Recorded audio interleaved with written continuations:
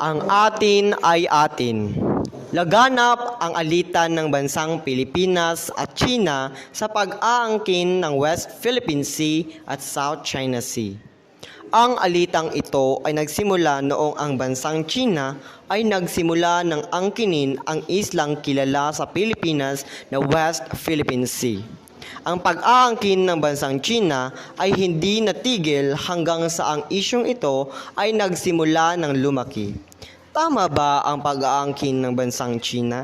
Simula pa noon ay kilala na ang islang West Philippine Sea na sinasabing South China Sea ng bansang China ay pagmamay-ari na ng bansang Pilipinas.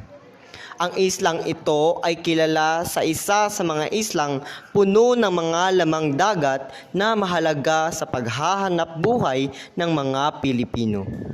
Malaking pandagat na mga isda ang madalas na ginagawang hanap buhay ng mga Pilipino. Ang pangangambala ng bansang China ay nagdulot ng malaking pagbabago at pagbagsak ng hanap buhay ng mga Pilipino sa bansang Pilipinas.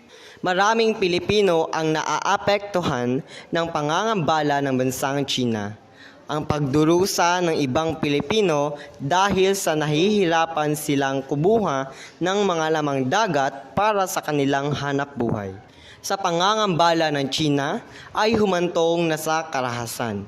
Kasabay ng paghihirap ng ibang Pilipino, marami rin ang mga Pilipinong mangingisda ang nawalan ng buhay dahilan sa karahasang idinulot ng mga mamamayan ng China sa ilalim ng pamumuno ng gobyernong China.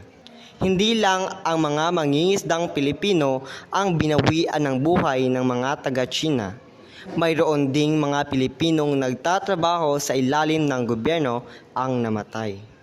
Ang karahasang ito ay isang alarma para sa mga Pilipino. Ang karapatan ng mga Pilipino ay unti-unti nang winawasak ng bansang China.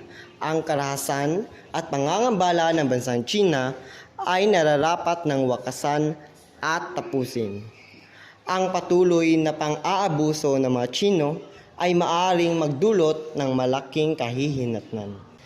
Kailangan nang matigil ang pangangambalang ito para sa buhay ng mga Pilipino. Ang karapatan ng mga Pilipino ay dapat na manaig. Ang pang-aangkin ng mga Chino ay hindi na tama. Ilaban ang pagmamay-ari ng mga Pilipino. Ang atin ay atin.